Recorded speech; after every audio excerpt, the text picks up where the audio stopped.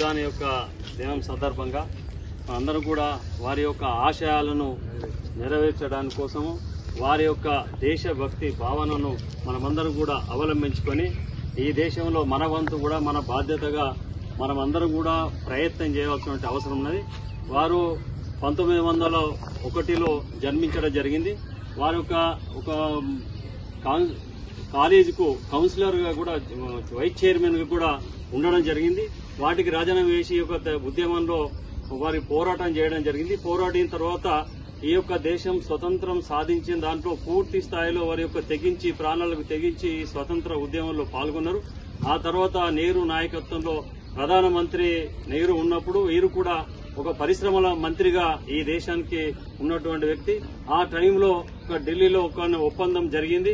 అది జమ్మూ కాశ్మీరు ఈ దేశందే అయినప్పటికీ కూడా ఆ యొక్క ఒప్పందంలో జమ్మూ కాశ్మీరు సెపరేటు, ఆ యొక్క జెండా వేరు, చట్టం వేరు, రాజ్యాంగం వేరు, ఆ యొక్క విధానం వేరు అనేటువంటి దాన్ని నిర్ణయం చేయడం వల్ల ఈ యొక్క మన శ్యామ్ ప్రసాద్ ముఖర్జీ గారు దాన్ని వ్యతిరేకించి ఆ యొక్క మంత్రి పదవిని కూడా రాజీనామా చేసేసి జనసంఘ్ యొక్క పార్టీని స్థాపించిన 1951లో జనసంఘ్ స్థాపించడం జరిగింది. జనసంఘ్ స్థాపించిన తర్వాత కూడా వారి యొక్క పోటీ చేసి గెలవడం జరిగింది. ప్రతిపక్ష నాయకుడిగా ఉన్నాడు. దానికి ఈ యొక్క ప్రతిపాదన ఏదైతే ఉన్నదో ఈ జమ్మూ కాశ్మీరు వారి సెపరేటు జెండా, సెపరేటు చట్టం, సెపరేటు రాజ్యాంగం అనేటువంటి అక్కడ ప్రధాని వేరు, ముఖ్యమంత్రి అని ఆయన కూడా ప్రధానమంత్రి హోదాలా మరి ఈ దేశంలో ఉన్నటువంటి సెపరేటు ప్రధానమంత్రి అనేటువంటి కాన్సెప్ట్ తోని వాళ్ళ యొక్క నిర్ణయం చేయడం జరిగింది. ఆ యొక్క రాష్ట్రానికి వెళ్తే కూడా వీజా తీసుకుని వెళ్లేటువంటి ఒక పరిస్థితిలో మరి ఉన్నది. దానికి వ్యతిరేకించినటువంటి వ్యక్తి వేలాది మందిని తరలించి అక్కడికి జమ్మూ కాశ్మీర్ కు నాకు వీజా అక్కర్లేదు, ఏం అవసరం లేదు, వేలాది యొక్క ప్రాణాల కారణంగా స్వతంత్రాన్ని సాధించుకోవడం జరిగింది. ఆ యొక్క స్వతంత్రం సాధించుకున్నటువంటి దేశంలోనే నేను నా దేశంలో వెళ్లడానికి కూడా ఒక ప్రాంతానికి వెళ్లడానికి కూడా నేను వీజా తీసుకుని వెళ్లడమా ఇది కాదు. ఖచ్చితంగా ఈ దేశంలో అంతర్భాగమే. ఇదే దేశంలో ఒకే దేశం, ఒకే జెండా, ఒకే విధానము, ఒకే రాజ్యాంగము ఉండాలనే ఉద్దేశంతో ఒక వేలాది మందితోని ఒక ప్రాంతానికి వెళ్లడం జరిగింది. అక్కడికి వెళ్తే ఆ యొక్క జమ్మూ కాశ్మీర్ లో ఉన్నటువంటి పోలీసులు అక్కడ అరెస్ట్ చేసి జైల్లో పెట్టడం జరిగింది. జైల్లో ఎక్కడ దింపారో ఎక్కడ తీసుకుపోయారో తెలియనటువంటి పరిస్థితుల్లో వారి యొక్క 1953లో చనిపోవడం జరిగింది. చనిపోయినప్పుడు ఆయన ఎక్కడ ఉన్నాడు అనేటువంటి విషయాన్ని తెలిసింది.